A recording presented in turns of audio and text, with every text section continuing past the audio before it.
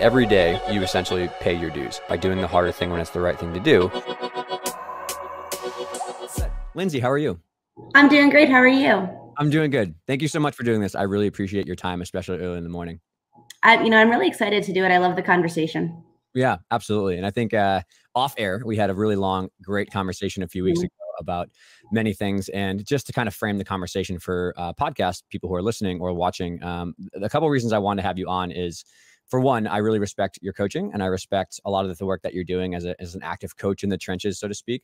But I also really respect your willingness to share alternative points of view about some of the things that we talk about on the podcast and that we talk about like on our social media and stuff. So I think it's important that people welcome different perspectives, and I'm always learning and I'm trying to better understand. But you know, as I think many people do, I look back to 5 to 8 years ago when we started a lot of this stuff, and I'm like, man, I can't believe I said some of the things, or I thought some of the things that I thought a long time ago. So I would love to talk about some of the more, I mean, I don't even think they're controversial. I just think it's complex, some of the topics that we've talked about. So that's why I would like to have you on if you're okay to chat about some of those things. I would love to. And I totally agree. I think that, I hope that people don't think that I'm like against those topics. I just enjoy the conversation like you do. And I think when those things get put out, I think it's important to examine all of the different aspects, because like you said, they're really complex. And moving forward into a better world of coaching, it's just going to take a little bit of work. It's going to be more than just like, here's a great idea. Yeah. And the other thing is challenging too. And it's one of the reasons why the podcast has become the main thing we like to do here with like Shift, because like I love quotes. I love they make you think, little snippets of the video to help people maybe get to the podcast. But as you and I know, a 20 character tweet or a small quote does not give context around everything. And so what I hope happens to people with the media that Shift puts out is like, it makes you think a little bit enough to go back and listen to the podcast. And then I hope that people see in the podcast that we have very fluid discussions about like, it's not black and white. It's not, it's very gray. It's very complex. It's very nuanced, and it's not as easy as like, make this policy or just have this conversation and all your problems go away. Right. Totally. And the other thing that I think is really important to mention too is it's really, I think the hallmark of moving forward in the sport, like you said, is having these conversations where, there's nothing ever disrespectful about, the person. I never, anybody who critiques me or has ideas, I never think ill of them or bad of them. I just am genuinely curious about multiple people's perspectives. And I think a lot of people right now, I mean, you could make the argument for like, politics in America, but definitely in gymnastics, is it feels like an us versus them mentality. It feels sometimes people are, it's like parents versus coaches, or medical providers versus coaches, or coaches versus coaches, or fans of gymnastics on, the gymternet versus certain people. And while there is an important role to play in holding people accountable and calling out some actions that are maybe not favorable to coaching or to medical providers or whatever, I think that it's important that a lot of the conversation goes towards, okay, what do we agree on? What do we disagree on? Why do you think that way? Oh, I never saw it that way. Oh, I didn't realize you thought that. Like, I think that good communication that has respect for the person, but maybe disagreement in ideas is really how meaningful change happens. 100%. And I love the way you framed that, because that's exactly spot on. And I hope that people take that perspective. Yeah. You would hope that they're able to have those conversations and realize it's not like an attacking of someone. It's just an idea or a concept you maybe need to update or change, It's not about who's right. It's about what's right. Absolutely. Yeah. And the book that I'm not sure if I told you this, but I'm reading Adam Grant's new book called Rethink. And he talks a lot about these ideas, like the need to let go of your beliefs and constantly update your ideas and not attach your beliefs so hardcore to one thing. And I think that was the reason I finally reached out to you, because I was like, who are people that, I think have a multiple different perspectives around a topic that I talk about. And then I messaged you. I was like, you want to do a podcast? I'd love to just chat about like some of these things that we're going to chat about today. I was just so funny because I think I told you, I was like, were you talking to somebody? Because you like hit everything like in your little message to me. That maybe we don't perfectly see eye to eye on, but I actually think, after our first conversation, I think that we're a lot more similar. I would agree. I would totally agree. I think there's way more overlap than difference between it. And I think it's a really good example. I hope that people take away from the podcast. I think the reason that after our long discussion that we probably do have different opinions is we see different edges of the sport And for me personally, I'm completely biased in what I see. I see a lot of kids that are hurt. I see kids that come from having negative experiences. And then I have my own gymnast, this little sub cohort of 25 girls that I work with. But it's almost unfair. You know what I mean? Because I have a medical degree. We have mental health counselors. We have so many things that I know other gyms do not have in terms of like the resources, the finances, the staff, and goals. Just the goals are different of some of the athletes that I work. And so you see a different side of the sport, which is you have been successful with high level athletes, and you see some of these more hardcore, nuanced discussions around colleges or the elite system and stuff like that. So it yields a different perspective than I think either of us have. Totally. And I think, coming out of that, it's good for me too, because I have to reflect with the exact same thoughts. My perspective comes from a small gym in Western Pennsylvania. Where, we're all kind of nice to each other. Like, it's not super cutthroat over here. Region 7's generally a friendly place to be. And so I do think you're right. A lot of our experiences really frame the way that we look at things. And I would then probably take that across the country and say, okay, everyone's truly experiencing a very different version of gymnastics all over. So. Yeah. And even within, as I've learned from talking to a lot of people on the podcast, is that even within one gym, different groups can have different experiences because they have different coaches. The same kids and one coach could have a different experience because maybe they don't jive well personality wise. They have different parents. They have different backgrounds. Like it's really, that's one of the most important things I've learned in the last few years, as a lot of things have changed, is like everyone's experience is very unique and you have to respect. I can respect their experiences without living through them myself. Right. Or maybe, not agreeing with some of the concepts those people believe in. Right. Totally. And just to kind of give more context, can you maybe share a small little background on like your coaching journey and what you've been through, kind of where you're at now? Because I think that will help with some of these points we talk about. Yeah, sure. So I was not a very good gymnast. I was not allowed to start competitive gymnastics until age 12. And when we moved to Pennsylvania, I was so fortunate that a local gym, not the one that I own, but a local gym took a chance on me. Because even in the 90s, people weren't putting 12-year-olds on their team that had no experience. And so I learned a lot in a very short time. But I also learned enough to know that I wasn't going anywhere with gymnastics by the time I hit 16. That the dream was dead, never existed. And I switched gyms to the gym that I own now, and I entered into what is now called the Excel program. And at the time, it was novice optional.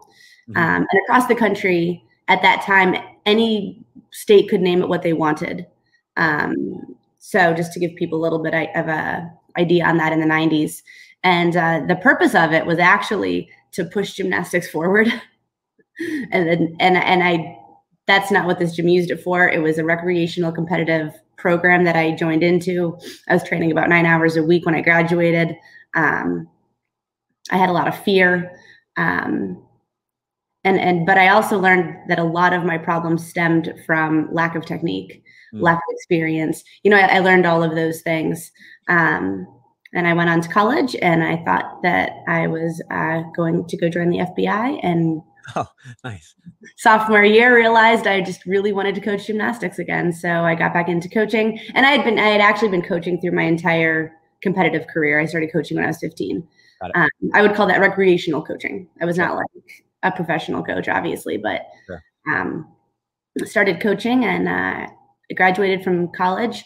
I was head coaching a level 9, 10 team in college down the street, and I felt very ill prepared to be doing that.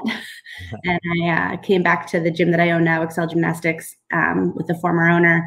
And he put me promptly right back into the development team program and said, you will build yourself from the bottom up. And that is what I did. That's awesome. And so now you work, full time, right? Head coach with a variety of different levels. But I mean, also, I want to make sure people know, like, and not to toot your horn, but like you had a lot of success at the collegiate level. I think that's, in my opinion, that's what a lot of kids in America are looking towards. And even the other internationals, is like, they want to have a good college experience. They love that dream of the team membership. And so you have many, many athletes who have successfully gone through level 10 program and also gone to colleges. And you also have obviously some involvement in the elite system as well as a younger coach. Right?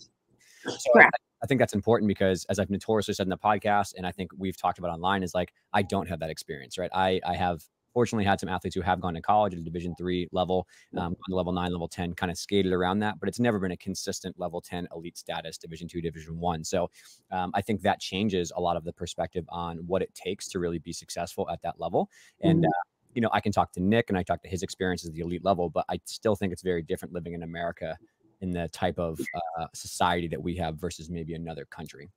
It really is very different, just from the way that we're set up. Yeah, exactly. In America, which, I mean, you know, people can throw stones at it, but then you have to look like, geez, we bring gymnastics to so many kids. Exactly. And we bring competitive gymnastics in a different way that gives so many kids a different chance. So while our system isn't perfect, I still do love it. If you look at the whole, I'm like, geez, we're doing a lot right. You know, the kinds of kids that we can give chances to is just so many more. And obviously, you know, I love gymnastics, and I really do. I think it's for everybody. Yeah. Yep. So I love that about what we do here in America. Yeah, I would agree. And I think something you said very casually there that is so, so important that I want to say almost on every podcast and every day is that there are coaches who we know do not deserve the chance to work in gymnastics anymore because of the actions they've done. However, that is a minority. There is a very small percentage of coaches who are truly morally off the cliff and are doing it for themselves or ego or money. And I mean, I think it's important we talk about them and highlight them, but I would say 95% of coaches are really good people who mean well and I would say they're either doing the right thing by what they think is right at the time. Yes. So they're not malicious. They just literally have not gotten the best education. Like you talked about, you were thrown into the wolf's den without an education. Yes. But the other, another large proportion of those people are actually really great people with sound morals, doing the right thing every day. And you just don't hear about them because negativity is so much louder on social media. So you don't hear about the coaches who are like yourself and like Sarah and like Nick and like so many of the people we've talked to that are just quietly doing great work. Right? Because they're too busy doing great work and they don't want to just brag on social media. Like all my kids are doing well. And, you know, like, we don't have that many complaints with our parents, you know? So I think it's important to remember, like for everyone listening, that for every case that you hear that does need to change and we need to take seriously, there's probably 25 amazing coaches out there. And I mean, you know, I look at all my friend group, and then I look at my social group here in Western Pennsylvania, and these people are passionate and they love kids. You know, and they love gymnastics and they love bringing that. So I do think that's a huge point. That is kind of like the cornerstone of a lot of my thought process when I am responding. Yeah. Is like, well, what about the 99% of us? Yes, exactly. And on that piece too, is that I think people need to remember, and I think Sarah's episode will come out down the road, but like even within the higher level rings of gymnastics of level 9, level 10, level elite college, is that there are a lot of people who are, while they are chasing high level skill success, they still ultimately know what we're really doing here. We're developing great humans who are going on to do successful things in life. Gymnastics is amazing. If they want to do adult gymnastics till they're 90, that's phenomenal. But the highly competitive sliver of their life will be short in comparison to the rest. So I think even the people I meet, like you and Nick and Sarah and other people, are like, they still know behind the scenes why they're doing this. You know what I mean? And I think that's a misconception or a faltered perception of gymnastics right now is like, it's like recreation is fun and exciting. And the second you compete, it becomes cutthroat and hardcore and you're yelling at the kids and you're pushing them super hard. And it's like, I don't think that's reality, like far from it. It's really far from it. Like, yeah, it's just not like that. And unfortunately, it becomes a stereotype of the masses because you have a few monsters, right, that are really not great people. And unfortunately, it gets lumped all together. So hopefully people just by hearing this or the podcast or watching online can realize that the majority of it is really, really great if you choose to look for it. Yes. Yeah. And it's easy to find. Yes, exactly. It's right around your corner if you just walk into a local gym and see. So that being said, there are a couple, I think I was brainstorming a lot on our last conversation about the things I would really love to have a discussion on. And I think the first one, this was the first thing you really opened my eyes to, you and Nick and somebody else. It might've been Kale. I forget, somebody else I was interviewing. But essentially this idea of like the training hours, right? About like, this is a hard conversation. Let's talk about complex, starting with the most complex one, is there are many, many caveats and nuances to training hours. And from my perspective, again, I am biased. I see kids that are really banged up, that are hurt. They have a negative experience. And I just see kids that are just really like missing cumulatively like 2 to 3 years because of injuries. And I think part of the reason is because at like age of 8, they were really pushed into like almost 2-a-day trainings and like 20 to 25 hours is like a level 7. And it's not lost on me that the research is clearly indicative that maybe those training hours are aggressive, and that's part of the thing we have to talk about. So, but then again, you had said multiple times on some social media, and we had talked privately about, like, there's a lot that goes into the quality of those hours and not just the quantity of those hours. And then I thought more about, like, okay, well, Nick has told me that he can train athletes 20 to 25 hours per week and get a lot done. And so has Amy Borman, without having such a negative consequence. And then I've seen some gyms that do 15 hours per week with higher level athletes, and they're miserable. They absolutely bury the kids in volume. And so I don't know. I don't really have a question. I would just love for you to expand on your thoughts or share what you think. And then maybe we'll go from there. Yeah. So I remember the post because I did comment. And I think those things trigger me a little bit because I always want to make sure that we're examining, like you said, both sides. And as soon as I saw that, I was like, oh, geez, if we start to make recommendations or even mandates too soon about hours without talking it through, that could really have some negative consequences on kids' dreams. And I would say that if you look at the common thread between coaches is, you know, we want to make those kids' dreams come true. That's why I work so hard every single day for my athletes. Right. And of course, when they're little, they all want to go to the Olympics, and you know, that's not really reality. But as they get older, a lot of their dreams are realistic. I think that's why I work so hard. And then you have to set up a training regimen that reflects that desire and that dream. And so in your day, in our day, I shouldn't say in your day, what we do, what's going into, you know, when we are training between 20 to 25 hours, we don't always do that. And I think that's important too. Like, you have to look at the athlete's moment in their life and then make the right choice. And maybe that's only for these 5 kids. Maybe it's for 2 groups of kids. But you have to reflect their goals and their parents' goals at all times.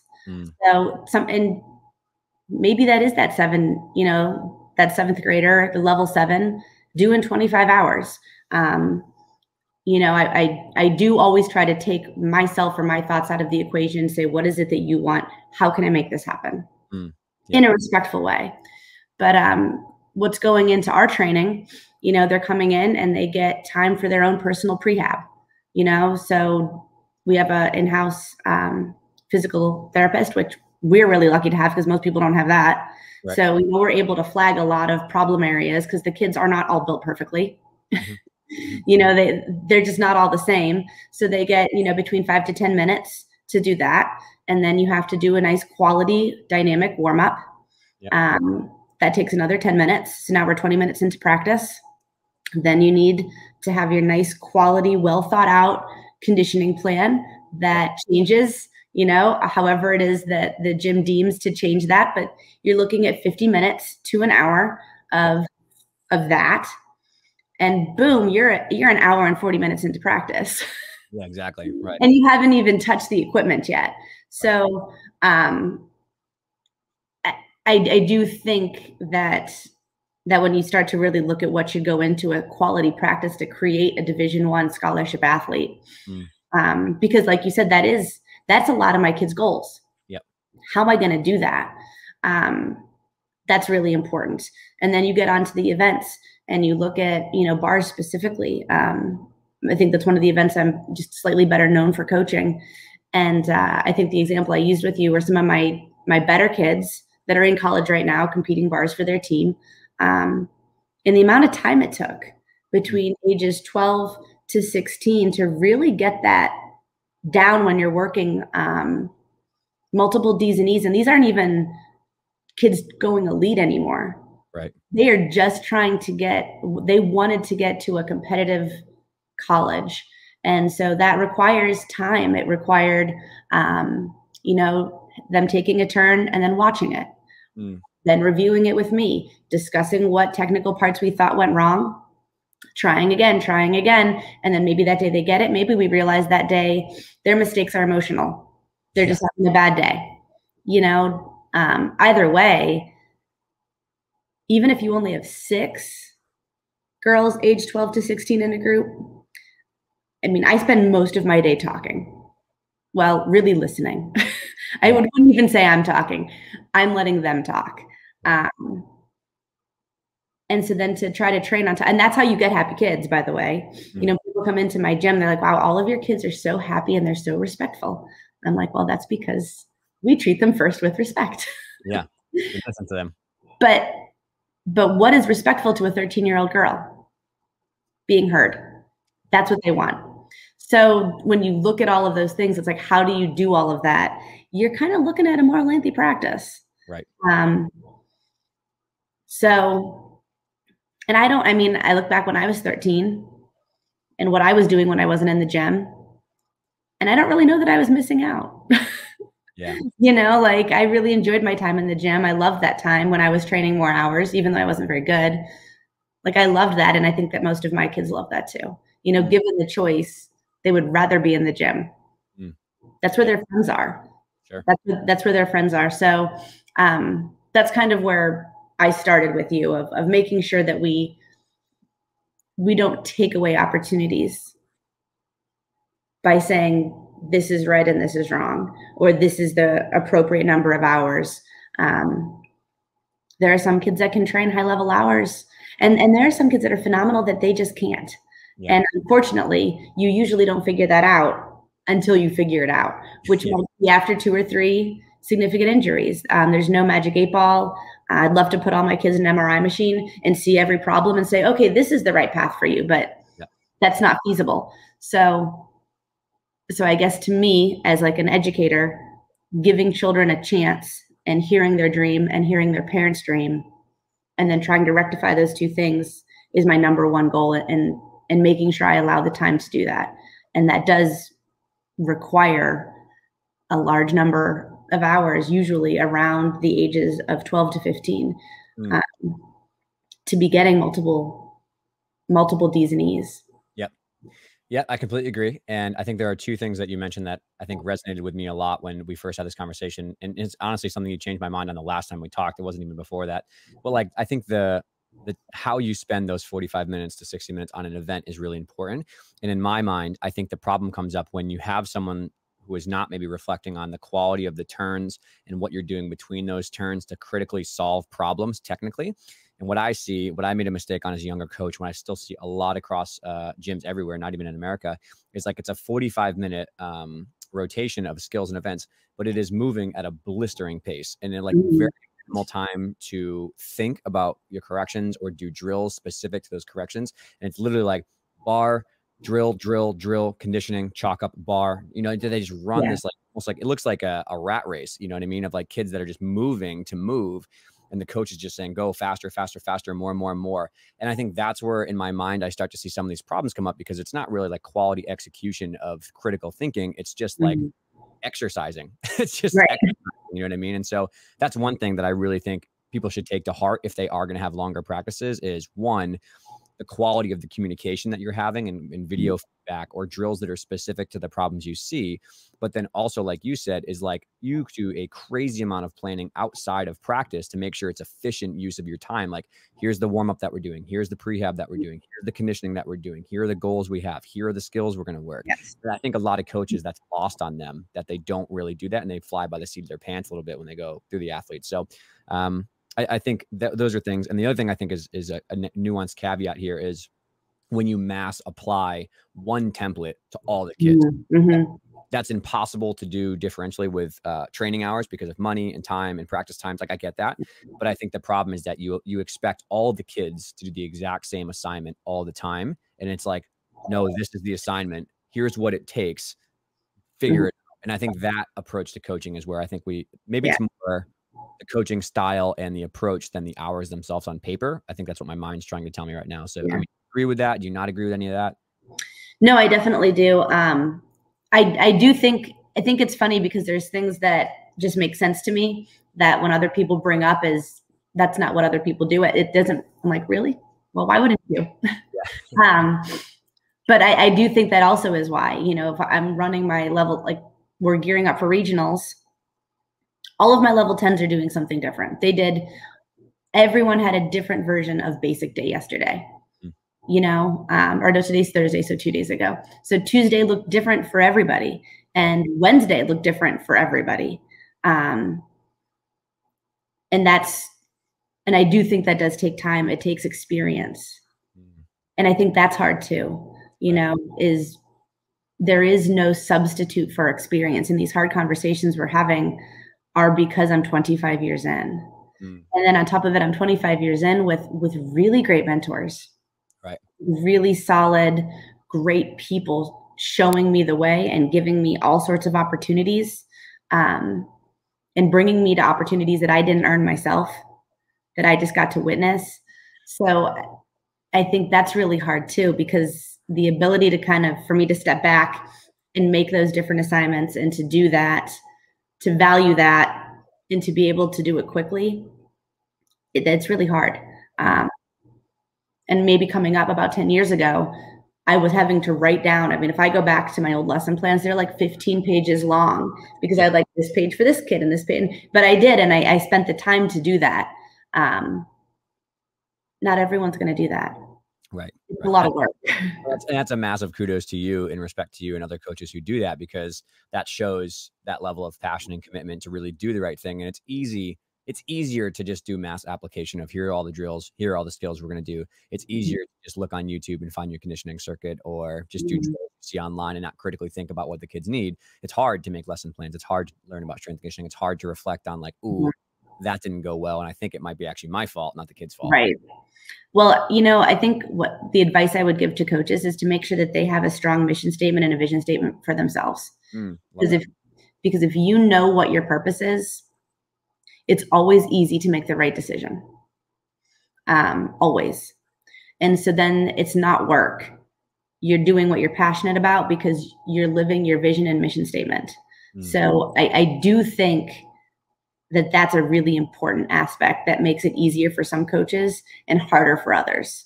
And being okay with your purpose. Like, I am fully okay that my purpose is to help teach kids to get what they want.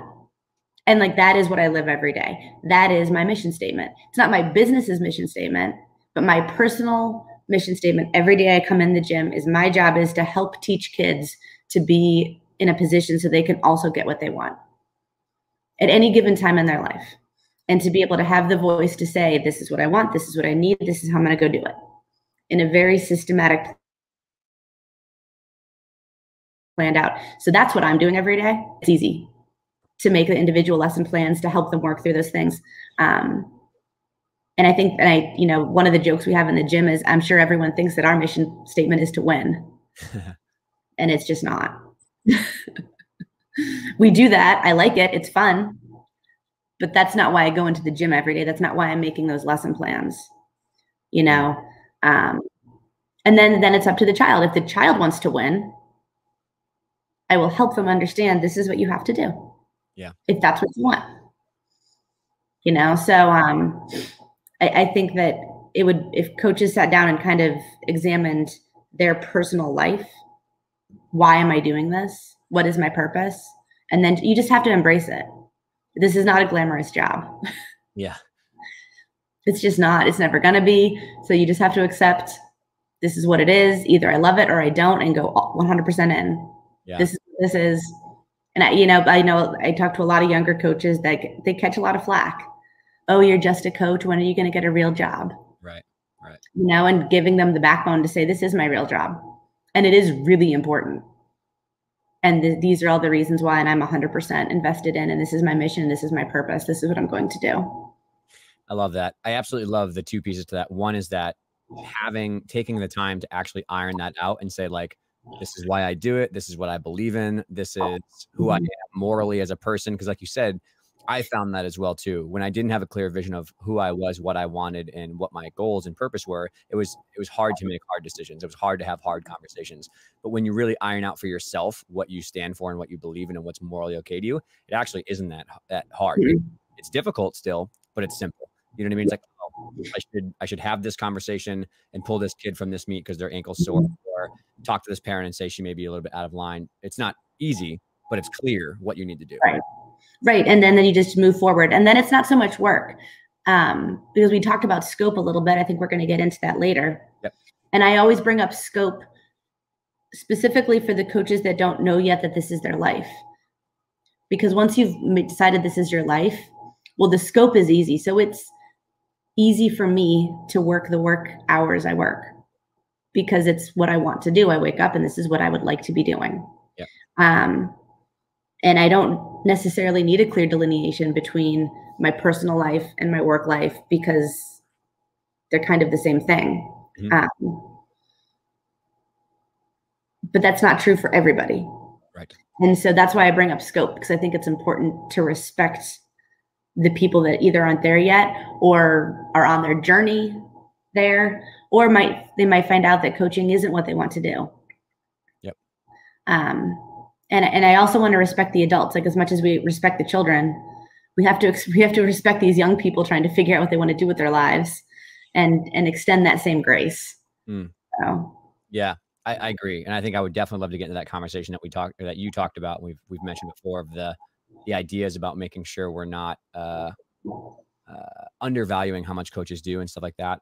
There's one piece I still want to button up before on that is next to the training hours conversation. I think the way we get into a tough situation with what happens so early, because we do have some literature reflecting, like, if we're too aggressive or we do too much at a young age, from especially 8 to 12, I think, and 12 to 13, like the pre-puberty years, it snowballs quite a big risk factor down the road. And so the next layer I've learned from Nick and you and many other people is, I think how you train high level DE skills at a young age is very, very important. And I also think when you compete those skills is very, very important. I think Nick was the first one to open my eyes to it, is that, like, you can train a Jaeger or a Ginger or a double pike or a full in or your Chanko full on all of these drills, soft surfaces, easy impact when they're 10, when they're 11. If they want to go, level 10 junior division 1, you have to start training that stuff when you're young, when their brains can handle a lot more change.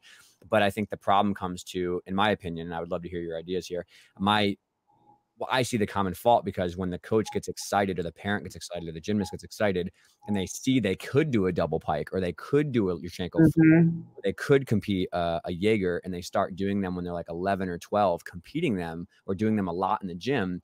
And then you're competing in Yurchenko full and you're in puberty for 6 years, what I mean? And I think that's where we need to have a more honest conversation, and maybe, I have no idea how, but try to, I don't like the word hold people accountable for this, because coaches need to make their own decisions, but more just provide better guidance about the possible ramifications if you start doing 3D level skills when you're 12 years old, and what that could possibly do for your body to senior year in college. So I think that's part of the conversation. I'd love to hear your thoughts on it. I think that's a huge one. And for me, like I said, that's easy because of what I'm trying to do. So it's not hard for me to pace those kids. I think somebody said, you pace your kids really. Oh, I was talking to a college coach. Like, you pace your kids really well. Like I have an athlete right now. She can double A, she can full in, and she can Yurchenko 1.5, and she's 15. And we haven't done any of those things on a hard surface. And she's 15, and we haven't done any of those things on a hard surface. Right. Still, not yet. So I think there's a couple things in there. It's prioritizing what's most important for their future. So when like I know that this athlete wants to go to a high level Division I school. That is her goal. We let her play with the elite route. And then from there, it's very important to me that the athlete and the parent both come to me and say, this is what we want to do. And once they've said that, they have a full understanding of what that means. Yes. And once you actually talk about what that means, it's not as glamorous. But I would never take that away. If an athlete came to me and said they wanted to do that, I would absolutely go down that road again. Right. As long as there's clear understanding. Yep. But I looked at her path, and it's like, okay, what is going to be the least impactful on her body and still put her in a position to be doing that, even though she's not elite. And trying to make those decisions. I mean, we didn't put her single bar release until this year, because that's a lot of impact on the shoulders. Right. That's a lot. But we do a lot of shoulder prehab and rehab and all sorts of things. So you just kind of look at that. The shoulders are not taking as much, though, when you're doing 3 leg events. I mean, beam turned into a leg event. That's what it turned into. It was a skill event, and it still kind of is, but now it's also kind of a leg event. Yes. So, making those decisions of, I can't be upgrading all the leg events all at the same time. So it makes most sense to be really focusing on bars and upgrading there, and just kind of working that progression through with every single kid. Yeah. Because you're right. Like if you're looking at a normal aggressive athlete, you know, what do they really need to be able to do to achieve what they want? And then just making sure that you're setting up your lesson plan around what they want. Right. You know, and I think then you make the easy decisions. Yeah, exactly. Then it's not so hard. And I also think feeling very comfortable with yourself, so you don't feel pressured to be in that rat race like you talked about. Huge. I think that that's a lot of it. And I think that people will pressure you from outside. I've definitely been pressured, you know, and it's eventually feeling like, I don't really care what you think about me. Yeah, it's the most important, right? It's right. I don't actually care. And then it's hearing from, making sure you're reaching out to the right people and finding those right people. I think the best advice I ever got with the AA was from Craig Zappa at ENA. You know, I reached out to him when I first started training those skills, and for the exact reason, I'm like, geez, you have a lot of older kids competing AA. I never see them compete it when they're little. Why? And you know, he went through exactly why, for very similar to what you're saying. Like he's like, they can't withstand it. I spot every single one. I wait to put it out because, you know, what's the benefit of having a 12-year-old that can AA on the floor if they can't AA on the floor when they're 15? There's no value. Right. There's no value. So I think reaching out to the people that you know are going to have a really good perspective, and then taking that and making that part of who you are helps you do that.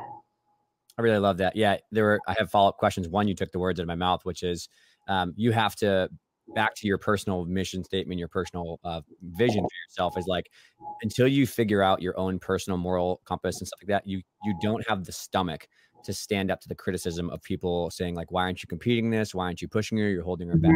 I really fell victim to that as a younger coach, and also as a younger medical provider, is I didn't have my morals really clearly articulated, and I caved under the pressure of some like national team people asking me to do certain things. And I made the wrong call in the moment because I was insecure about that. But also as a coach, you know, I was doing some things that fell in line. So that's the first piece of advice I would say you gave really well. But two is the follow-up questions are on a technical side, then a more cultural side. The first is, how do you give people advice to train those hard skills? So say they have a young 8, 9, 10-year-old, you know, hot rocket. She's incredibly talented. She wants to be in the gym. She wants to work hard, and she's turning double pikes, and she's turning these things. How do you teach the kid to pace? And then technically, how do you find you can develop those skills safely without being on hard? Like, is it trampoline? Is it drills? Is it spotting? Like, what are you doing? Because I think coaches are really want to know your ideas here. It's all of those things. And then, you know, you have to throw them the candy. We say that a lot in the gym. Like, everybody works for a paycheck. Yeah. You know, everybody likes candy. So you have that little one that's doing all of those things. And maybe you do let her put it on the floor once or twice, spotted with mats. You know, you do let them put it out in a meet once or twice when you know that kid is feeling phenomenal and you know that there's no chance of injury, you know, and then you pull back. Like, okay, now we're going to do this. And as long as usually if you communicate that with the parents up front, like, here's the plan and here is why, you can push through that, and you can keep that little one who loves the big skills and who knows they can do them still interested and happy. Because usually that little one that's interested and happy also does enjoy winning. Yeah. And that's an okay thing. I think we're starting to like go a little too far away from that. Like, I don't think it's wrong to want to win or want to work so hard that you're the best at it. I think that's a perfectly fine thing as long as it's done correctly. I want to always make sure we never get too far away from that. I told the girls the other day, there was something going around the internet, and I was like, you know, girls, when you go to the doctors, do you want that doctor to not have wanted to be the top of their class, or are you going to want that doctor to be okay as a C student? They're like, no. So I always want to make sure that, you know, I want to foster, if there's people that want to be excellent, I want to foster that. There's nothing wrong with that. So that's kind of how we do it. Like, I look back at some of the little kids that came up with big skills, and that's how we did it. Mm. It's a lot of soft surfaces, like you said, a lot of trampoline, a lot of drills, being hand spotted. They all learned Jaegers and they all learned Tkachevs and they were all 10. Yep. But being hand spotted and safely, either placed on the bar or with like nice mats, put a fluff under them. Yep. You don't need to fall to their face 8 times on an 8-incher just because that's what we did in the 90s. Yeah. It's not necessary. We have so many lovely mats now. Yeah. Put them under the bar. Let them do it twice on the floor. Yep. And then you pull back. And you set their level appropriate for that. So that way it's actually easy to make sure that it's an easier conversation. Like, oh, we can't do that in this level right now. Like I have a 11-year-old level 8 who can double back and double pike and do a laid out Yurchenko, but she's a level 8. And it's not cheating that I'm not making her level 9 because she shouldn't be competing those things. So it's very easy to say, we're going to train this, but when she competes, she's going to do a front through to full because that's appropriate. Yeah. That combination of having the education and the equipment and the resources available to tramp, tumble track, soft surfaces, sliding mats in, like, so you can train these. I completely recognize and understand the value of teaching young kids all of these skills when they're younger, because it's challenging to learn them when they're older. Bodies change. Like, you want to have that foundation. Like, I totally get it. But I think along with what you're saying is having the plan in place to educate the kid early about, hey, you're going to, like, you're 10, we're going to hand spot you through it to Tkachev, but like, we might not compete this for 3 years. Like, you literally might not be strong enough to handle 5, 10, 15, 20 of these a week when you have to compete it. And you start that educational process early for them and the parent as well, because that's my next follow-up question is, I think it's easier when you build trust like you have with the gymnast to kind of educate them and say, like, hey, this is the plan. We're going to pace slow. In my opinion, in my experience, it is 90% the parent or somebody on the external who is the one who is like, why can't we compete this double back? Why can't we compete this full? Colleges are looking like, we got to do this. Like, and I don't know. Again, most parents, well-intentioned, want what's best for their kid. They want their potential to be reached. They know the college is the goal. Some parents, not so much. They're maybe doing it for the wrong reasons about what their Facebook feed looks like or who they can talk about at their dinner party to mom and grandma. But how are you dealing with that, holding back on those things for young to the parents? Because I think that's a bigger conversation that coaches tell me is like, yo, I get it, but these parents are relentless sometimes about wanting to push. Why aren't you doing it like Susie is? This gym is doing this. This gym is, competing these skills. So what are your tips of advice there, maybe for parents on that side? That's funny you brought that up because I've been having a lot of conversations with other people about this. So when I look at when coaches snap and maybe their worst attributes get pulled out instead of their best attributes, it's usually under pressure. It's when the pressure is too great and the criticism is too high from all angles.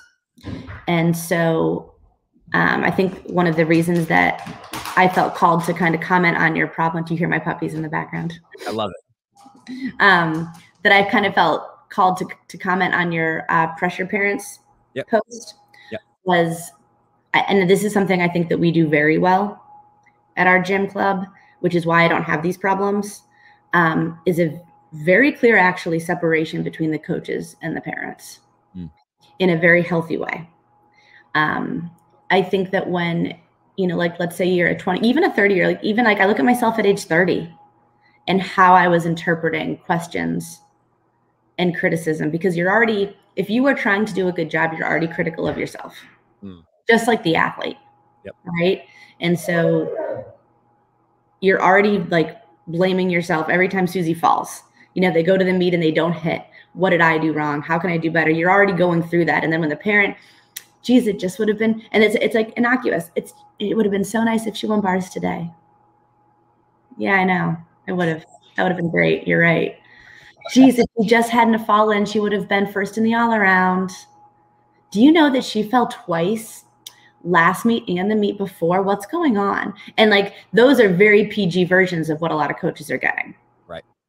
But, and they're fine questions, but they come with a tone and they come with a look. And then you multiply that on 20 to 30 parents asking you the same thing. I mean, if I'm thinking how many times I walked out of a meet and all they actually said to me was, hey, great job, coach.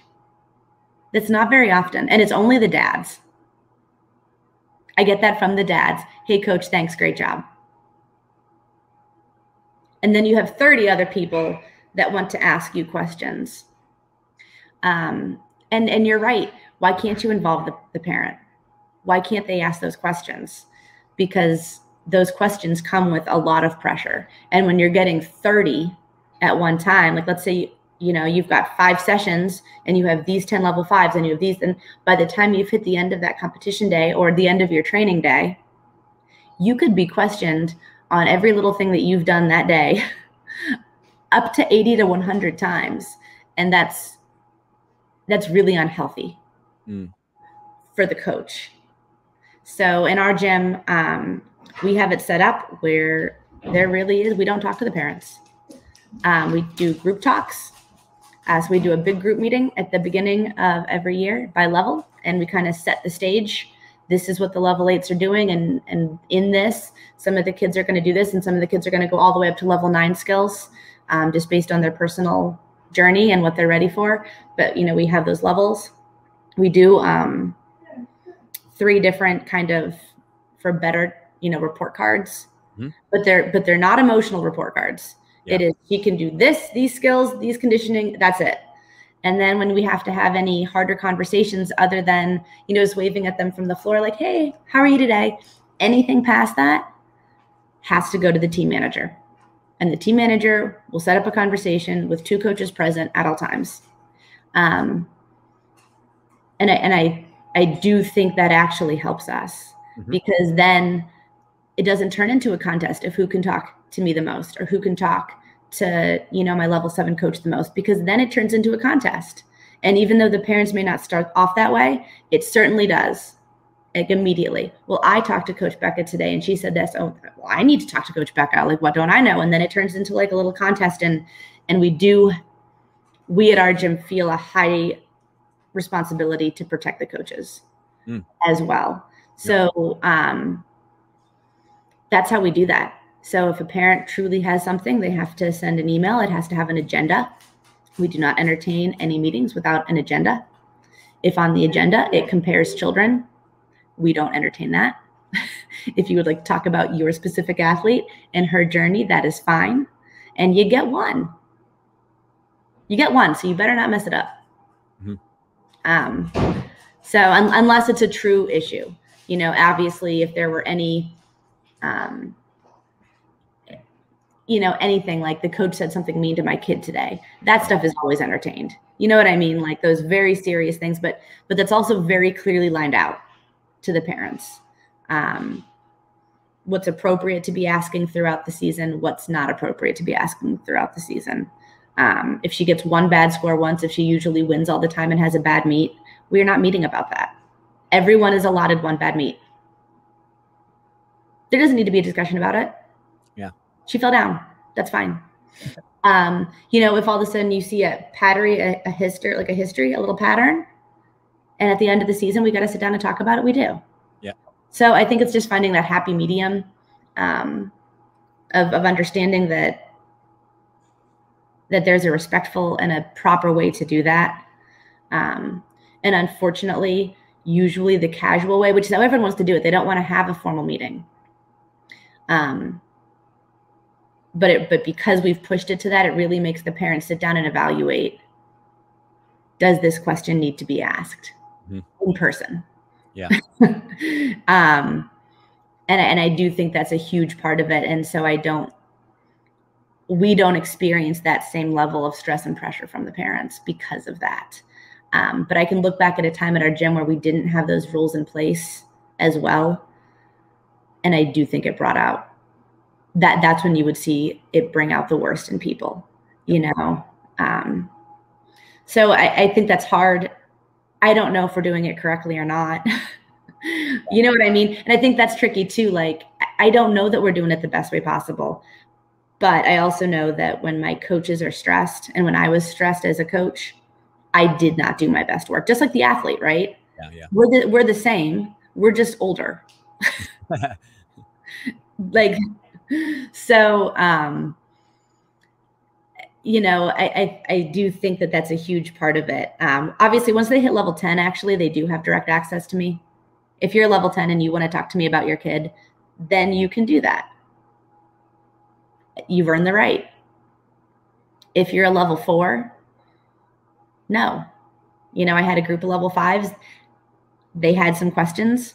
We sat down, we had our meeting, and then we put out just a reminder, this was your meeting for the year, you know, and we mean it. Mm-hmm. And I think that's a huge part of it too. Like, we mean it. So, but I think the report card part of it is a huge part of why we're successful, because on that report card has their level, the requirements as they are written in the code, then an explanation in like real people speak. Yeah. And then examples. This routine will win at the level. This routine meets requirements and will be 3rd. This routine is perfectly safe and respectable, but will probably be 10th. Which is really important when you get into like level 8, 9, and 10, and you're talking about all the composition and all that stuff. So I think that that's a huge component of it too. It's providing that, because that's what they want to know, right? Yeah, right. That's what they want to know. So we just provide it written, and it's done. I tweak it every year, but it's not that hard. And then we have the progressions listed. Here are the progressions. Here's the skill. Here are the progressions. Here's the skill. And those are the main ones that they need in their level. And then on the back page, it's all of the upgrades. And they're very clearly written. Upgrades. These will be done when all work is completed or all of the skills on the front have been done to a level of excellence. Yep. So then there's no questions. And those have been very, very helpful. The mistake we made originally, though, is we had coaches' comments on there. That did not go well. Because just like the little like, oh, would have been nice if she, you know, stayed on the beam today, you know, little, you know, she could work harder. Boom, that like just ignites a fire. So we took out the coaches' comments section, left it very, this is what we can do. And we do it 3 times. We do it right at the end of season. As soon as they finish their last day meet, this is where they're at. We do it in the middle, and then we do it right before we declare level.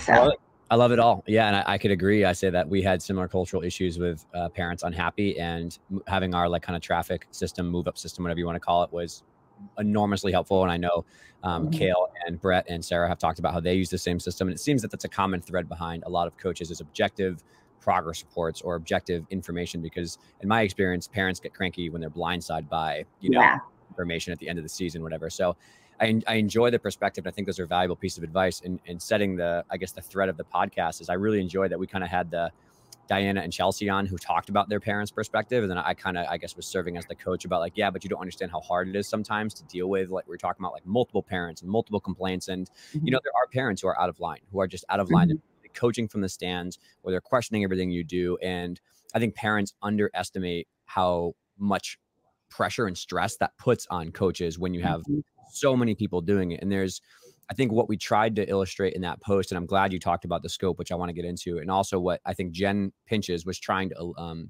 illuminate in that post, is there's a difference between an informed parent and like an overbearing helicopter parent. Like the perspective of the parent that some people have told me is like, I'm new to this sport. I never did sports growing up. I have no idea what is happening with this ridiculous sport. I'm just trying to understand why my daughter's upset 20 hours a day when she comes home. You know what I mean? Like throughout the practices. So I think we have to make sure that as coaches, and I think you guys are doing this very well, is you are entertaining questions that are rational and have real purpose. And it's just about education, right? Versus allowing, you know, the Wild West to occur when you have parents that are 1 or 2 parents who are really out of line, or are pushing their kids too much, or comparing kids, like you said, to kind of really spoil the environment. And so I think there's a distinction there between the overbearing, aggressive, out of line parent and the well-intentioned, uninformed parent. And I think as coaches, we have to respect their wishes. And as parents, they have to respect the insane standards that they expect of coaches and how much coaches really do, and still like just don't get rewarded, or a hey, good job today, or something like that. They just like literally are relentless with their standards of coaches. I think that's a huge problem that we have to have a better conversation about. Yeah. I think when it comes to the scope, I have started to get worried in our sport a little bit with scope. as I'm sitting, you know, back and kind of watching things unfold on social media, because that's where things are unfolding now, you know. Um, and I do want to make sure that we stay in our lane. You know, we stay in our lane a little bit, and and understand what our job is and what our job isn't, and making sure that we have all of the same expectations for Little League and soccer and softball that we have for gymnastics. Yeah. You know, for better or for worse, that's where we're at. The cat's already out of the bag. We can't go back into what they do in Europe and have coaches go to college. You know, this is what's happening. So how do we make it better without creating a situation where the expectation on the coach is that we be a master, a true master of all things, because that's going to take away from the actual coaching. Like, what are you supposed to be doing? I'm supposed to be teaching children gymnastics. Like, that is my job. But I can be good and educated in all of the other things, you know. But I'm also fortunate in the way that my life is set up, that I have a very supportive husband and I don't have any kids. So my ability to kind of do all of this extra is very different than, say, a coach that would have a family, and they should be allowed to do that too. But that doesn't mean that their day looks like my day. Right.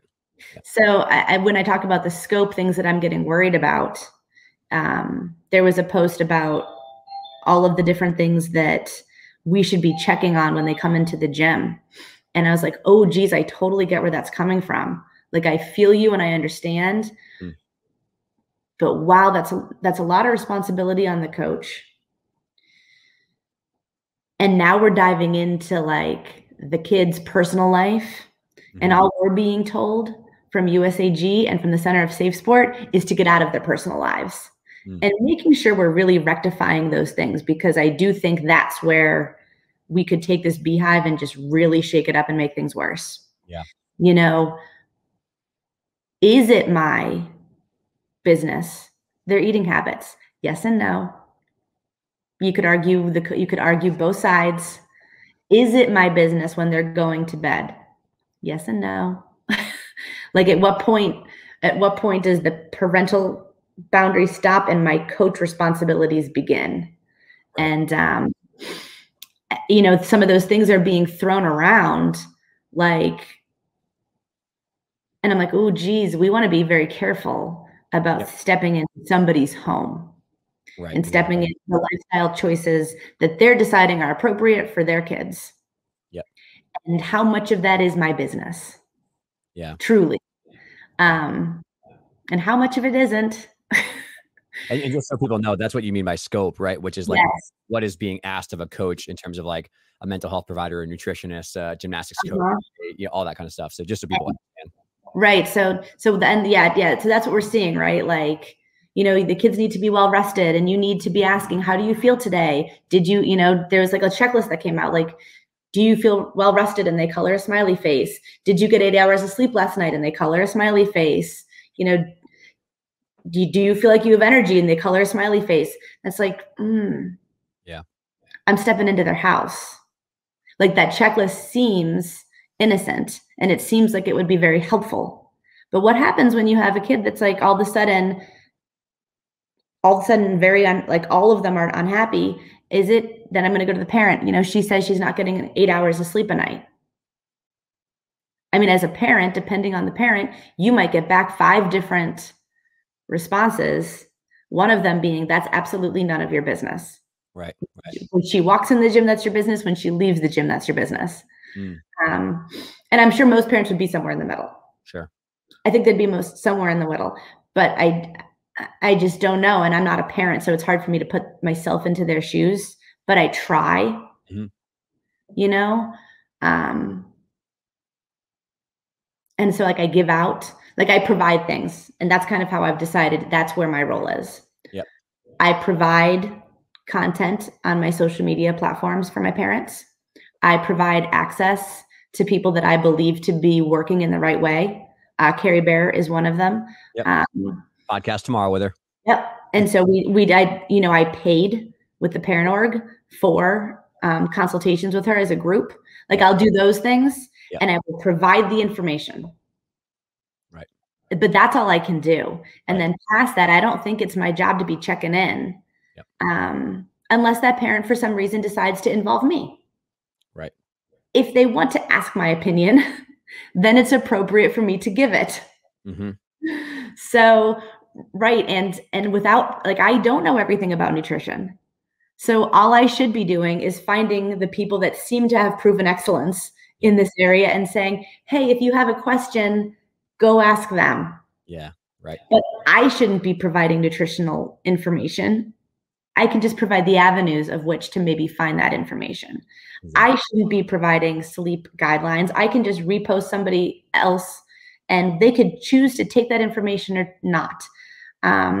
Same thing with mental health. Like, so it does worry me a little bit that we're going to all of a sudden be holding coaches accountable to the kids' nutrition, the kids' sleep, the kids' mental health, the kids' training, their periodization. Are you weightlifting? Are you not weightlifting? Are you weightlifting appropriately? How much do you know about Olympic style weightlifting? Oh my God, boom, all of a sudden you're at like a PhD level of gymnastics at level 4. Yeah. That doesn't add up to me. That doesn't add up to me. And making sure that we're really careful about the way we speak about that. Obviously my level 10 parents and I are far more involved with those kinds of things than I am with my level 4s and 5s and making sure we really separate that out of appropriateness. And, I don't know that we want to be encouraging young coaches to be involved. I mean, I think of some of the people that I know that have gotten themselves into hot water with Safe Sport. And it starts off with being just too involved. And then that looks really bad. So, and it can snowball very quickly. So I just think there's a fine line to walk in there. Absolutely. And staying in our lane and sitting down critically and thinking what truly is my business and what is not my business. Absolutely. And not that we can't be educated on those things. Like I try to be very educated. I had a lot of conversations with Carrie so that I can be educated. Because I think, I think I should be. I'm the head coach and I'm the gym owner. I'll be held to a higher standard, but that's my personal belief. That's not everyone's personal belief system. Yeah. But I don't know that we want to be encouraging young coaches to be getting involved in proper nutrition or encouraging young coaches. I mean, mental health and therapy, that's really hard. Like there's a reason why you need a PhD level to be diving into that. That's maybe not our place. So, there's a difference. I always want to put a pause when I see those things like, ooh, pause. Let's talk that out. What's our business? What's not our business? I couldn't agree more. And I think there's two important pieces that I kind of take away from that. And I've always viewed it as one is that the role of information gathering, like especially like if you're doing like a wellness survey before they come in, is in relation to how are they going to perform in gymnastics. Like I'm gathering this information about like, did you sleep well? Are you sore? Are you tired? Because I want to know how is that going to influence our training for the day. And I think that's where the role of a coach to gather that information is valuable. It's not to say like, go to the parent and be like, well, she's not doing this, or it seems like this. And especially with food and fuel and mental health and personal training and strength conditioning, all that kind of stuff. It's like, for you as a coach, you have to say like, these are the things I need to have small amounts of information about and be educated on because in relationship to reaching your goals of your performance that you want. And then the other piece of that too, is like when you maybe they have a really rough day, they're crying a lot. There's a million different scenarios we could talk about, they're super tired, they're low energy. You just need to gather facts and present facts to the parent. Say, hey, this is exactly what I observed. This is what she or he told me. And I'm just letting you know because it's in relationship to the quality of work or what we can do in the gym. And I think that's a good delineation for a lot of coaches between when they start overstepping is they either make suggestions or they assume things or they interpret things the wrong way or they make suggestions about things they're not versed in.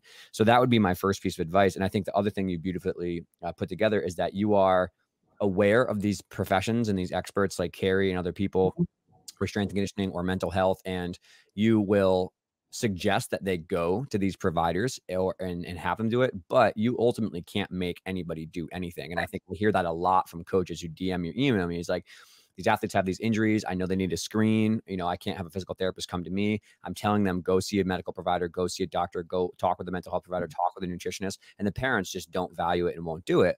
As a coach, you feel for the kid because you know that they would perform so much better if they had access to those resources, but you can't make the parents do anything. You can't make anything happen. So all you can do is provide education. Be like, well, I listened to this podcast. This person is really smart. I think you should maybe check it out. And that's actually, it's funny the way it all threaded together is after talking with you and having this post about like where, especially with food and sleep and hydration and stress management, about where that line blurs between what a coach should suggest and then like, you know, how involved they are. I think that's the role of, you know, talking to other people and saying like, what is the role of a coach in nutrition versus what is the role of a parent in nutrition versus what's the role of a gymnast in nutrition? Ask Carrie that tomorrow. I'll be like, okay, where do these lines draw and how do we make sure we're staying in our lane? We have our scope provided. Cause I think that is massively valuable to not get over involved. Right. It really is. And like, I definitely get the idea of that survey. I really do. To me, I guess if you have a good relationship with your athlete though, you can just tell and you can just say, hey, do you need to modify today? Yep. And the kid's going to say yes or no. Yep, I need to modify today. Hey, no problem. Let me know what you can do. Yep.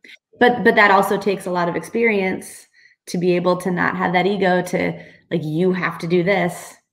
Well, they need to modify that day. That's what they got to do. Yeah.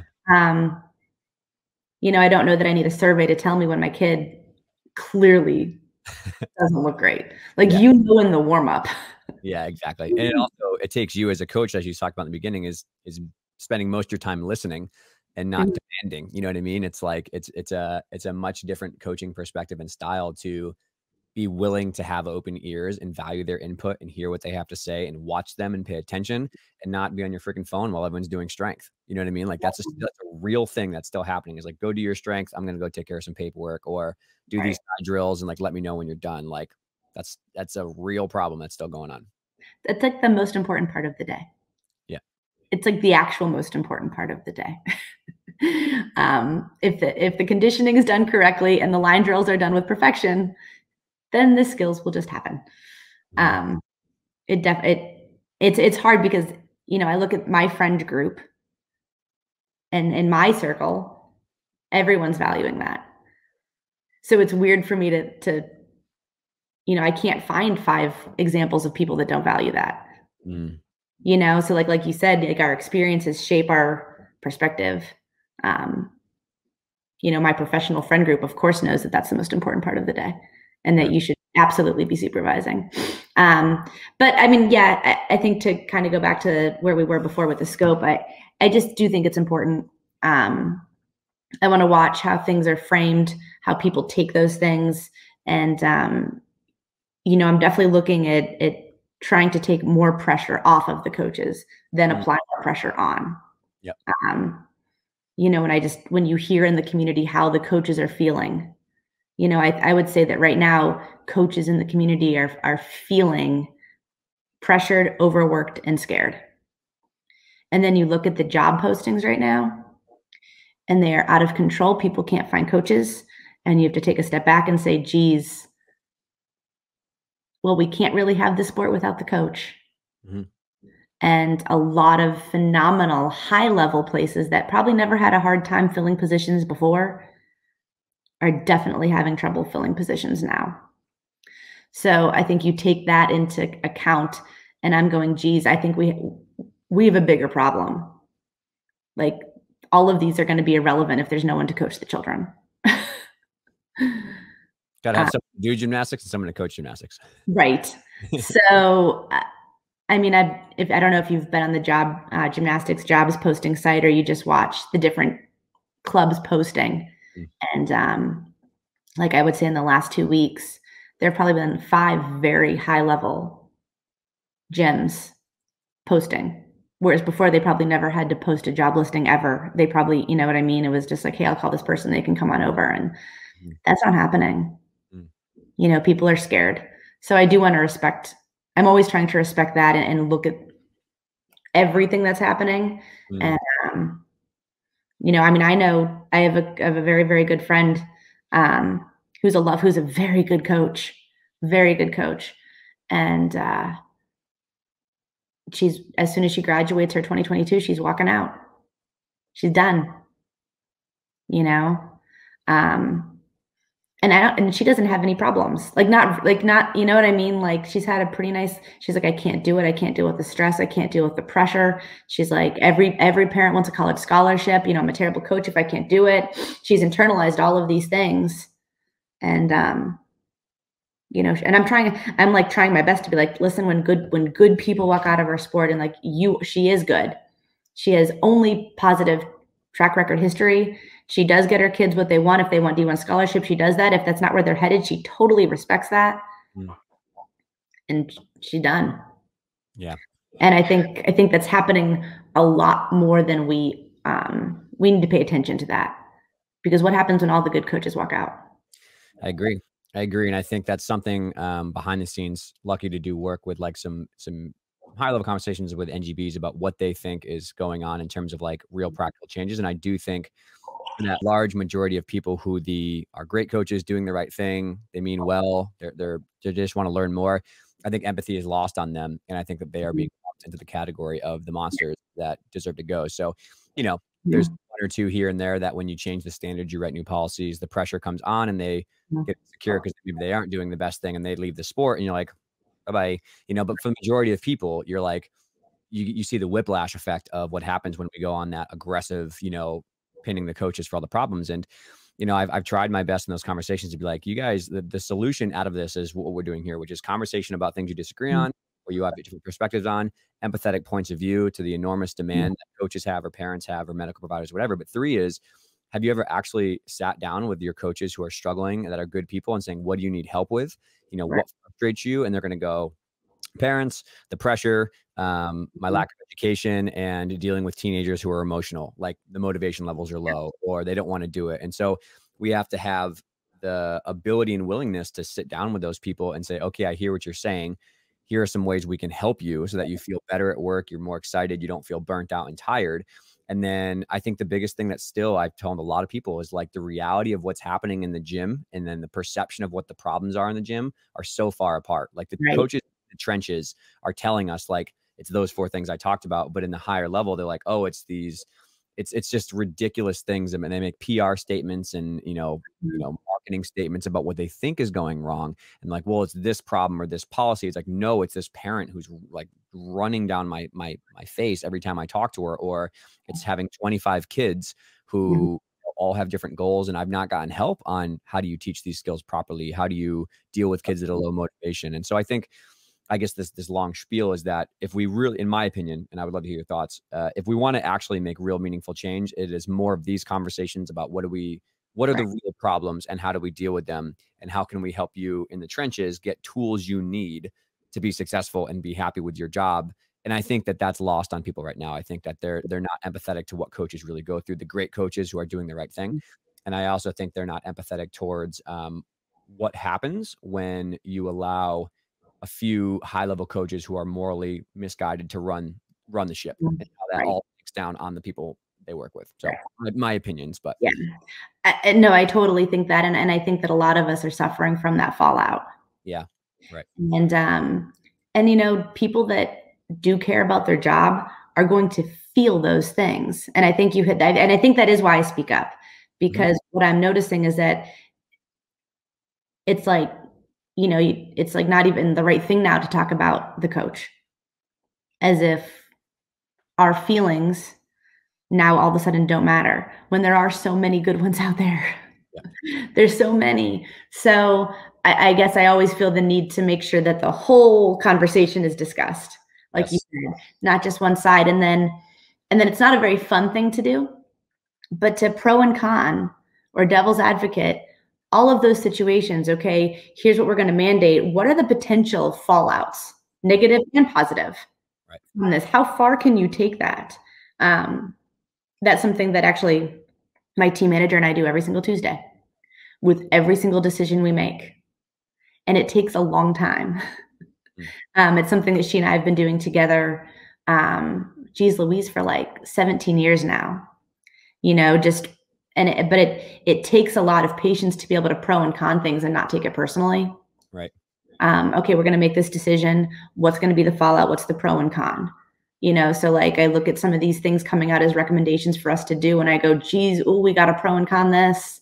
Yeah. Yeah. But we can't just pro and con it here. You've got to pro and con that 4 years. Yeah. 4 years, what does this look like? 5 years, the same way you plan for your athlete. Mm-hmm. You're supposed to be planning 5 years back all the time. So then you've got to say, okay, any mandate or recommendation that we make, not what's the immediate pro and con. What is the pro and con, and how is this going to cascade over a 5-year span? Yep. So I think that's always why I'm like, ooh, let's talk about that more. Yeah. I've embraced that concept a lot. I teach about like having a lens of twos. Like, what does this decision affect 2 hours, 2 days, 2 weeks, 2 months, 2 years, 2 decades on yourself, the athlete, the gym, and stuff like that. And I think it's an important fork of decisions to kind of work through down the road. I guess the last we've already kind of dived into this already, but the last thing I think a lot of people are struggling with right now is to be able to navigate in the sport, low level, high level, whatever else it is, but just navigate in the sport and have a positive culture where the kids are happy, the coaches are happy, the parents are happy, and still chase super high level goals.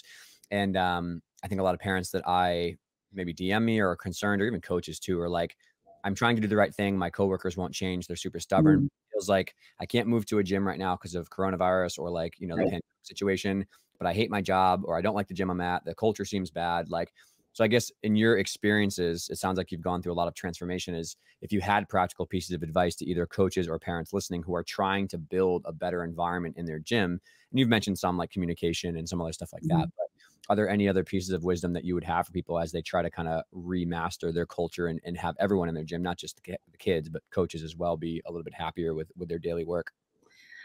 So I think what I'm going to say is not easy. And I don't know, like I know at our gym, we have, like I talked about, those underlying philosophies, and we've got a few of them, right? Yeah. So we play off of John Wooden a little bit. We don't lie, we don't cheat, we don't steal, we don't make excuses, right? We believe in friendship, love, and loyalty. We can disagree without being disagreeable. And then the final one that I think is the hardest one that we talk about is look to yourself. And so I think that one, as a gym, you need to have those pillars. Just like any business, every gym and every team should have pillars of which they believe, to create the culture. And I think that what I hear a lot, like what you're saying, is the aspect that's missing is the look to yourself. Because that's what we're teaching the children, right? You can only affect yourself. You can only worry about your work. We have to apply what we teach to ourselves directly. And I think that is the hardest thing. I'm not taking away the reality. Yes, you might be working in a very toxic environment and you can't make a change right now, professionally, but you absolutely can affect the way that you interact with your students. You know, you have that ability. And if you know that you're doing the right thing, then someone's criticism shouldn't affect you. There's a really great, I use a lot of different mental coaches. This year I've been working a lot with Stacey Herman. And she has this great concept with your A circle, B circle, and C circle that I think is great for all people, not just athletes. And it's this pretty much that ability to say, this is what I'm doing. These are my decisions in my A circle, and you're not a part of that. So then their negative reaction to what you're doing wouldn't affect you anyway, because they're not part of your A circle. That's what I would say to those coaches. I would say that you have to practice every single day the concept of looking to yourself and creating a true level of respect. And I think that really is hard. I mean, even with new coaches I get in, I think the first thing they always say, and I am very, very proud of this, I said it earlier, I'll say it again, is everyone talks about how respectful the kids are. You know, it's just so pleasant. You know, it's just pleasant.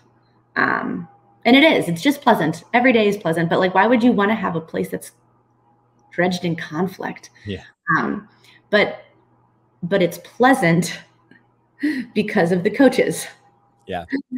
But not all of us. And when our kind of transformation as a gym started, it didn't start with all of us.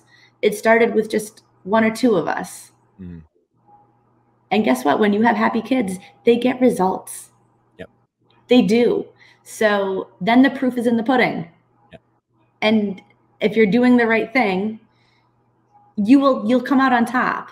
It's just that simple. Mm. So that's what I would say is you have to look to yourself, come in every single day, start to create your lesson within your current constraints, whatever they are, but you're not constrained with how you communicate. I've never been into a gym that says you have to yell at the children. I've never, you've seen it tolerated. You've seen maybe it even encouraged, but I've never ever once heard a coach tell me you have to yell at them. Even ones that I know that do. Yeah. So then well, how do you make them do it if you're not yelling at them? That's part of you to figure that out. How are you going to do that? For us, it was written lesson plans for a little bit of time to start that transformation, because then you'll be surprised the way that children respond to reading. If it's written, the way that they respond, it's amazing. And that was kind of part of what started the change, because it took away the fight between the coach and the athlete. And this was the assignment per athlete, and it just got placed on the floor, and the kids would read it and they would do it. And it almost turned into like a little scavenger hunt. Like they had a fun time, like, ooh, what do I do next? What's next? And I think making sure you remember that the purpose of sport has so many different things, but one, they're supposed to love it. Yeah. You're supposed to do things you love. Yep. So how do you make sure that it's just so easy to come back when you really step back. You're supposed to love gymnastics. You're supposed to, people want to do what they want to do. How do you create that? How do you help them love it? So I would say when that's the hardest thing, is look to yourself, because then you have to say, how can I be different every day in my current circumstance? How can I make sure that the rest of these circumstances are not really affecting me? Yep. And you can change a lot, because as soon as your kids are doing well and they're happy, other people will want that too. Sure. And then they will ask you, sure, geez, how are you doing that? I mean, there was a huge, rope climbs, right? That comes up all the time. Yeah. And that was something that I really set out to make sure was not a horrible thing. Like, how do I make kids excited to climb the rope? Yeah. And that's something I teach all now my development staff. Kids should not be crying on the rope. They shouldn't be crying to go over to the rope. And they were like, how did you do that? In my gym, what worked was giving them free rein to climb a rope whenever they felt like it. So we'd go to bars. Girls, anytime you would like to go over and climb a rope, you can go climb a rope. Anytime you feel like it. And maybe Susie did 5 and Sally did 0. And that's okay. You know what I mean? And that's okay. Yeah. And then the next day, oh my gosh, Susie did 5. Who can tie her number? And they're like, oh, oh my gosh, can we have a day where everybody, the whole group does 2? Let's get excited, and it's just so easy. Yep. It's just so easy. And then all of a sudden you have a whole group of little kids that love doing all of those hard things because it's fun and it's their choice and they're doing it because they want to. And you just kind of start your program off like that. I don't make my kids do anything. Yeah. 0. I don't make them ever do anything, even when they're little. So you have to look to yourself and you have to be smarter than the children. Yeah. The kids are crying every day. That's on you. Yeah, exactly. I think that's phenomenal advice. And I think the look to yourself is very good because it ties together these themes we've talked about, which is look to yourself for your personal mission statement, your personal goals, because that will give you the spine and the leg to stand on to go against the grain and do what you believe in.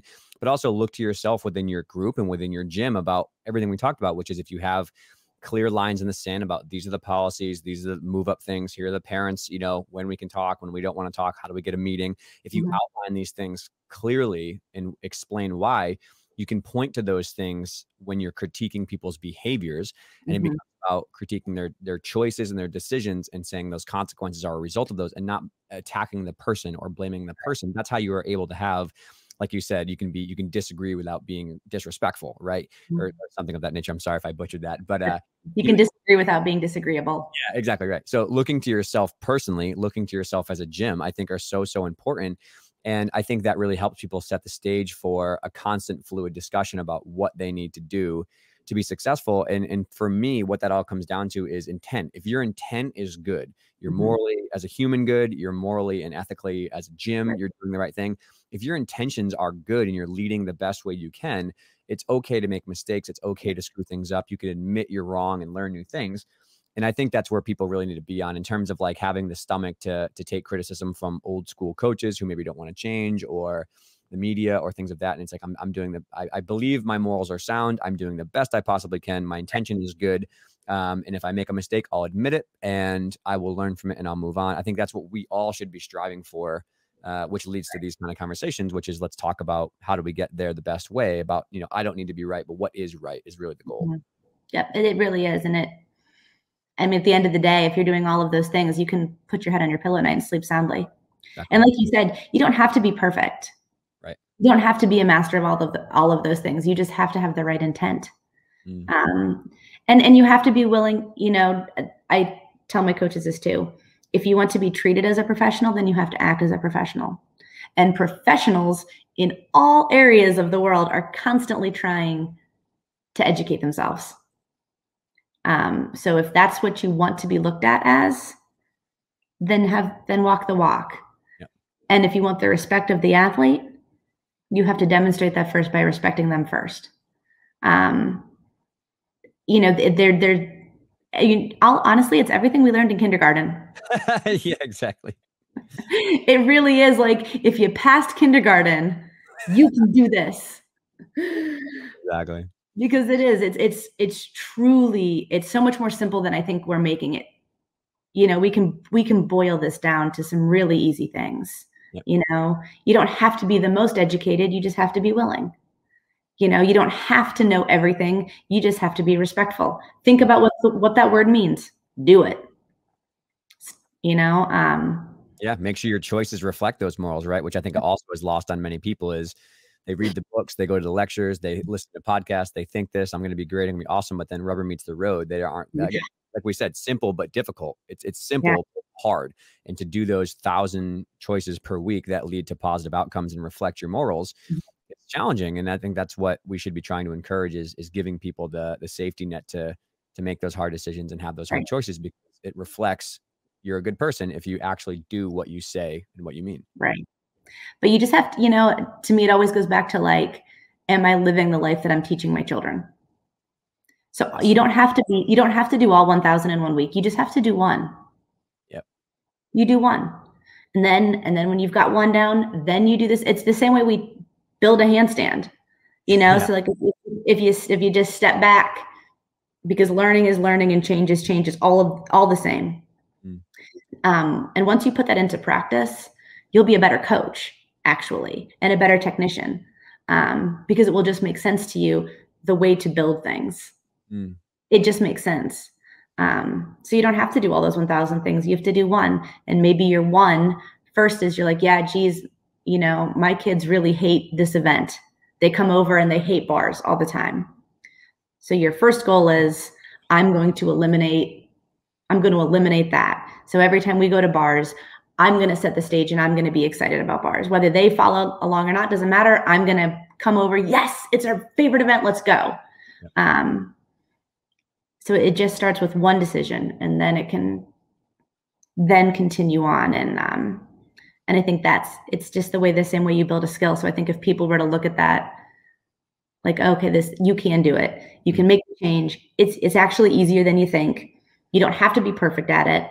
And even if the kids resist a little bit, they're eventually going to fall in line.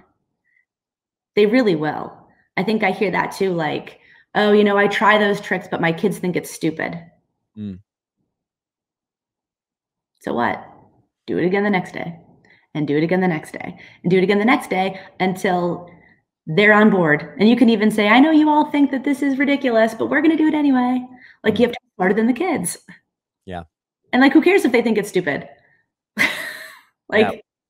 It's like anything else, right? The first time you do anything is like, no one wants to do it. Change is hard, it's awkward. So you just got to keep chipping away. Right. Like, I mean, I say, I'm like, why is the 12-year-old deciding your self-worth today? That's so well said. Like, why do you care? Why is this random Joe Schmo on Twitter or Instagram or Facebook deciding my self-worth at the coach? Who gives a crap? Who gives a crap? Like, you just, like, sometimes you just got to step back and be like, okay, what's really going on here? All right, you know what? The goal is to have more fun on bars. If that makes me look silly or weird or stupid in their eyes, it doesn't matter, because the goal is clear. And then you can make the right decisions. And what everybody else thinks about it doesn't matter. Like you said, as long as you have the right intent. Yep. And guess what? Kids like silly, and they like weird, and they kind of like when you're stupid. Like, they do, like when you're when you're just having fun. They like that, and they'll pretend they don't, and they'll be like, and then you just keep going, and eventually, all of a sudden, they're all on board, because children like learning, and they like having fun, and they like when their coach is a person. It's just not that hard. I agree. Well, this was a fantastic conversation. I really thank you for chatting and expanding on some of these concepts. And I think a lot of people will resonate with many of the things we talked about. So thank you so much for your time. Of course, I really enjoyed it. I'd like to do it again sometime. It's fun to talk this stuff out. Yeah. Doors always open, because God knows there's more complex topics than the ones we talked about. Definitely. There's a lot, man. There's a lot, but I think these are really important too. So thank you for your time, and thanks for your invitation. I really appreciated it. No problem. I welcome it, and I welcome the chat. So I can't wait to put this one out in a couple weeks. It'll come right after Sarah, so it'll be perfect. Okay, cool. Great. Have a great day. All right. Yeah. Bye.